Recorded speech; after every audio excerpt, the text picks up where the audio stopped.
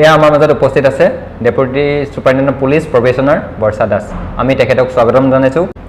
আমি এতিয়া আগবাঢ়িছো তেখেতৰ জীৱনৰ কথা জীৱনত কেনেকৈ আগবাঢ়িছিল কলেজৰ জীৱনত কেনেকৈ পঢ়িছিল আৰু কি হ'ম বুলি ভাবিছিল এই বিষয়ে বৰ্ষা আপোনাৰ বিষয়ে কওক হয় ফাৰ্স্ট অফ অল আমি আগৰে চিনাকি আপুনি মোৰ মেন্টৰ হয় আপুনি মোক আপুনি বুলি ক'ব নালাগে তুমি বুলি ক'লে হ'ল আৰু আমি যেনেকৈ আগতে ডিছকাশ্যন কৰিছিলোঁ ফ্ৰেণ্ডছৰ নিচাকৈ তেনেকৈ সেইবাবে মোৰ অনুৰোধ আৰু ছেকেণ্ডলি ছাৰ আপুনি দেখিছে মোৰ জাৰ্নিটো কেনেকুৱা আছিলে মই কেনেকৈ প্ৰিপেয়াৰ কৰিছিলোঁ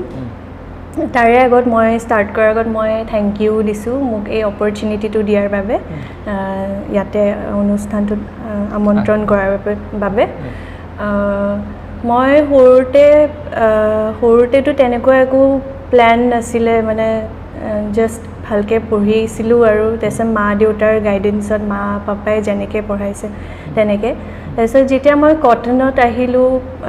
গ্ৰেজুৱেশ্যন কৰিবলৈ তেতিয়া পলিটিকেল ছায়েন্সত মই অনাৰ্ছ ল'লোঁ তেতিয়া মানে মই দেখিলোঁ যে কম্পিটিশ্যনটো আছে মানে ষ্টুডেণ্টছৰ মাজত অলপমান মানে সেই টেম্পাৰেমেণ্টটো আছে কেনেকৈ পঢ়িব লাগে বা ষ্টিল তেতিয়ালৈকে মোৰ চিভিল ছাৰ্ভিচৰ প্ৰতি সেনেকুৱা মনটো নাছিলে তাৰপিছত মই একাডেমিক্সতে মোৰ মনটো আছিলে তাৰপিছত লাহে লাহে যেতিয়া মই থাৰ্ড ইয়েৰৰ পৰা মানে কলেজৰ থাৰ্ড ইয়েৰৰ পৰা মই দ্য হিন্দুখন পঢ়িবলৈ ষ্টাৰ্ট কৰিলোঁ আৰু লগতে নিজৰ পঢ়াখিনি তাৰপিছত হিন্দু পঢ়োঁতে মোৰ ফ্ৰেণ্ডছবোৰে মোৰ তেতিয়া ইমান আইডিয়াও নাছিলে মানে মোৰ একো পাঠ মানে মই ভাবি থোৱা নাছিলোঁ যে মই এইটোৱেই কৰিম মানে ভাবিছিলোঁ যে কিবা এটা কৰিম মানে অপশ্যনছবোৰ অ'পেন ৰাখিছিলোঁ তাৰপিছত মোৰ ফ্ৰেণ্ডছবোৰে মানে এদিন JNUৰ এণ্ট্ৰেঞ্চৰ ফৰ্ম ফিল আপ কৰিলে তাৰপিছত মই তেতিয়া তেওঁলোকক সুধিছিলোঁ যে JNU কি হয় মানে ক'ত আছে মোৰ একদম আইডিয়াই নাছিলে তেওঁলোকে মোক ক'লে যে এনেকুৱা দিল্লীত ইউনিভাৰ্চিটি এখন আছে এনেকুৱা আমি ফৰ্ম ফিল আপ কৰিম তেতিয়া ময়ো তেওঁলোকৰ লগত ফৰ্ম ফিল আপ কৰিলোঁ তাৰপিছত এণ্ট্ৰেঞ্চ দিলোঁ আৰু এটা এনেকৈ কয় যে দি পেলাই পাহৰি যোৱা টাইপ মোৰ মানে তেনেকুৱা হৈছিলে মই মানে এণ্ট্ৰেঞ্চটো দি পেলাই পাহৰি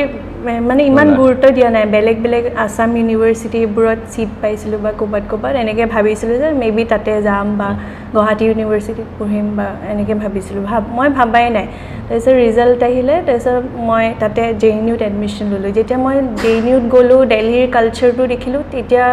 মই দেখিলোঁ যে মানে লেভেল আপ কৰিব লাগিব কাৰণ মোৰ ক্লাছমেটছবোৰ ইমান এক সে বৰকাৰ এক আছিলে টেলেণ্টেড আছিলে বেলেগ জেগাৰ পৰা আহিছে বেলেগ বেকগ্ৰাউণ্ডৰ পৰা আহিছে বেলেগ কালচাৰ বেলেগ লিংগুইষ্টিক ভেৰাইটি আছে নট অনলি ফ্ৰম ইণ্ডিয়া বাহিৰৰো মোৰ ক্লাছমেটছ আছিলে মই মানে একদম মোৰ কাৰণে মানে এটা কালচাৰেল শ্বকো আছিলে যেনেকৈ কটনত মোক এইটো ইণ্টাৰভিউটো সুধিছিলে APSC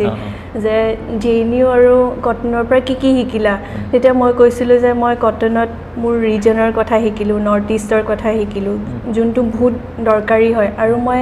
JNUৰ পৰা নিজৰ কাণ্ট্ৰিৰ বিষয়ে শিকিলোঁ ইণ্টাৰনেশ্যনেলিজম শিকিলোঁ কাৰণ মোৰ ক্লাছমেটছবোৰ ইমান বিভিন্ন জেগাৰ পৰা আহিছিলে চ' মোৰ কাৰণে মানে এই দুখন ইনষ্টিটিউটে মানে মোক শ্বেপ কৰিছে মোৰ গোটেই এডুকেশ্যনটো বা মোৰ এজ এ পাৰ্চনেলিটি মোক শ্বেপ কৰিছে সেইকাৰণে মানে তেনেকৈ মই JNUত যেতিয়া গ'লোঁ তেতিয়া মোৰ কিছুমানে মেইনছৰ কাৰণে প্ৰিপেয়াৰ কৰি আছিলে কিছুমানে প্ৰিলিমছ দিব এনেকুৱা তেতিয়া মোৰ সেই টেম্পাৰেমেণ্টটো আহিলে ফৰ চিভিল ছাৰ্ভিচ ইণ্টাৰেষ্টটো আহিলে আৰু যিহেতু মই কৈছোঁ কলেজৰ পৰাই মই হিন্দু পঢ়ি আছিলোঁ তেতিয়া সেইটোতে মই মোৰ আৰু গ্ৰুপ ডিছকাশ্যনটো যোনটো হয় ফ্ৰেণ্ডছৰ মাজত যোনটো হয় এনেকুৱা ইণ্টাৰনেশ্যনেল পলিটিক্স বা এনেকুৱা প্ৰফেচাৰ্ছবোৰৰ যোনবোৰ ডিছকাশ্যন হয় টক্সবোৰ যোনবোৰ হয় সেইবোৰ দেখি মানে মোৰ নিজে সেই ইণ্টাৰেষ্টটো আহি গ'ল সেইকাৰণে তেনেকৈ মই চিভিল ছাৰ্ভিচ এতিয়া তুমিতো JNUত পঢ়িলা পলিটিকেল ছায়েন্স আৰু IR ল'লা তো মানে পলিটিকেল ছায়েন্স IR পঢ়ি কোনটো বেছি ভাল লাগিলে তোমাৰ মানে যিটো প্ৰিপেৰেশ্যনৰ কাৰণে হেল্প হৈছিল মানে কটনত পঢ়োঁতেতো পলিটিকেল ছায়েন্সেই আছিলে কমপ্লিটলি কিন্তু JNUৰ যোনটো ছাবজেক্ট সেইটো politics with international relations specialisation so' সেই পেপাৰখনে মানে মোক যিহেতু UPSCৰ জানো আমি PSIৰ অপশ্যনেল থাকে সেই পেপাৰখনে মোক মানে একচুৱেলি মোৰ গ্ৰেজুৱেশ্যন আৰু মাষ্টাৰ্ছ দুটা ক্লাব কৰি পেলাই মোক হেল্প কৰিছে কাৰণ পলিটিকেল চায়েন্সত মই থিয়ৰী পাৰ্টখিনি বেছিকৈ শিকিলোঁ আৰু মাষ্টাৰ্ছত মই IR পাৰ্টত মানে ডাইনেমিক পাৰ্টখিনি শিকিলোঁ চ' ক্লাব কৰি পেলাই মানে মোৰ অভাৰঅল বেনিফিট হ'ল আৰু সেইকাৰণে মই PSIR ল'লোঁ এজ এন অপশ্যন আৰু তুমি যেতিয়া মানে UPSC কাৰণে প্ৰিপাৰেশ্যন কৰি আছিলা আৰু APSC কৰিছিলা প্ৰিপাৰেশ্যন কৰোঁতে দুইটা ছেপাৰেট কেনেকৈ কৰিছিলা নে একেটা লগ হৈ কৰিছিলা কেনেকৈ ধৰণে পঢ়িছিলা আগতে অলপ প্ৰব্লেম হৈছিলে মই আগতেও পৰীক্ষা দিছোঁ সেইবাৰ মই ইণ্টাৰভিউলৈ গৈছিলোঁ বাট মোৰ লিষ্টত নাম নাহিলে চ' সেইবাৰ আগৰ পেটাৰ্ণটো বেলেগ আছিলে ফ্ৰম UPSC আৰু তেতিয়া অপশ্যনেলো দুটা আছিলে তেতিয়া মোৰ ছ'চিয়লজি আৰু পলিটিকেল চায়েন্স আছিলে তেতিয়া অকণমান দিগদাৰ হৈছিলে দুটা প্ৰিপেৰেশ্যন চাইমultaneously কৰিবলৈ কিন্তু এতিয়া যেতিয়া মানে UPSC পেটাৰ্ণ কৰি দিলে আৰু অপশ্যনেলটো একেই হৈ গ'ল আগতে পল চায়েন্স অকলে আছিলে এতিয়া পল চায়েন্স এণ্ড IR চ' তেতিয়া UPSCৰ যিহেতু পেটাৰ্ণটো একেই হ'ল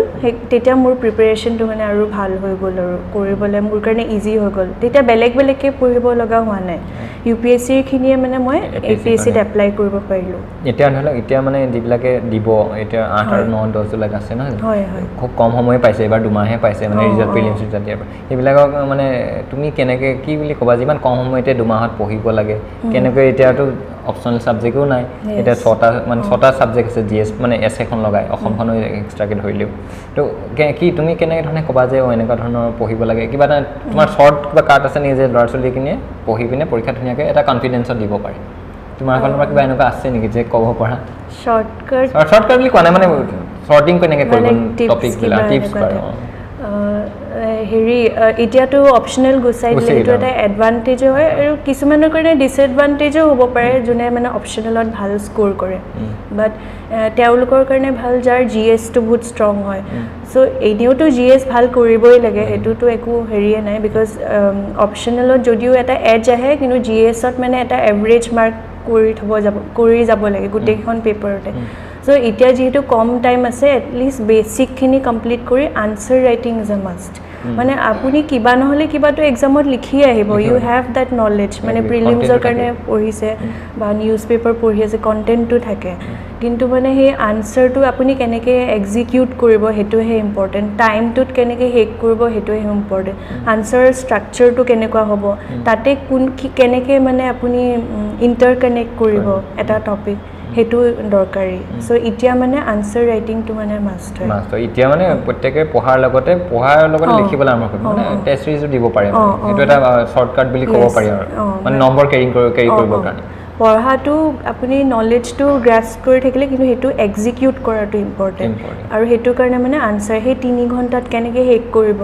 আৰু টাইমটো কম থাকে কুৱেশ্যন ইমান থাকে সেইটো মানে সেইকাৰণে আনচাৰ ৰাইটিংটো মই মানে একদম ডিলিজেণ্টলি কৰিব লাগে বুলি এতিয়া তুমি ধৰি লওক প্ৰিপেৰেশ্যন কৰিছা তোমাৰ এনেকুৱা ধৰি লওক GSতো history polity economy culture society বহুত থাকে ন তোমাৰ এনে প্ৰিপেৰেশ্যনটো কৰিলা 3 বছৰমান চবতকৈ কোনটো পঢ়ি তোমাৰ ভাল লাগিলে মানে তোমাৰ মতে তুমিতো এতিয়া ট্ৰেইনিং কৰি আছা বেলেগ কথা কিন্তু পঢ়িটো ভাল লাগিলে ন তোমাৰ চবতকৈ ভাল লগা ছাবজেক্টটো কি আছিলে যিহেতু মোৰ ছাবজেক্টৰ এটা ইনক্লাইনেশ্যন থাকে বায়াছনেছ এটা থাকে মানুহৰ মোৰ পলিটি এই পাৰ্টটো মানে ভাল লাগিছিলে পঢ়ি আৰু থিয়ৰী পাৰ্টবিলাক মনত থাকিছিলে নে থিয়ৰী পাৰ্টবোৰ থাকিছিলে মানে কিন্তু আৰু এটা কথা মই এড কৰিব বিচাৰোঁ আমি যিমানেই নপঢ়োঁ কিয় ৰিভিজনটো বহুত দৰকাৰী পাহৰি যোৱা যায় কেতিয়াবা মানে এইটো জানো কিন্তু লাষ্ট মিনিট যদি আপুনি ৰিভিজন নকৰে ন তেতিয়া এটা পইণ্ট মনত নাথাকিব পাৰে সেইকাৰণে লগে লগে মানে লিমিটেড ৰিচোৰ্চ ৰাখি পেলাই সেইখিনিয়ে ৰিভিজন কৰি থাকিব লাগে চ' তেনেকৈ ময়ো মানে আপুনি যে সুধিলে মনত থাকিছিল নে মই ৰিভিজন কৰিছিলোঁ কিন্তু কমকৈ ৰাখি বস্তু মানে কম কণ্টেণ্ট কিন্তু ৰিভিজন কৰিছিলে আৰু তুমি যে লিখি গৈছিলা নে কাৰেণ্ট এফেয়াৰ্ছ যে বহুতে সুধি থাকে মানে এনেকুৱা কাৰেণ্ট এফেয়াৰ্ছ ক'ত পাম কেনেকৈ পঢ়িম মানে কোনো আইডিয়া নাই কাৰেণ্ট এফেয়াৰ্ছৰ পৰা তুমি তেনেকৈ কিবা ক'বা নেকি যে এনেকৈ পঢ়িব লাগে কাৰেণ্ট এফেয়াৰ্ছটো এনেকৈ কালেক্ট কৰিব লাগে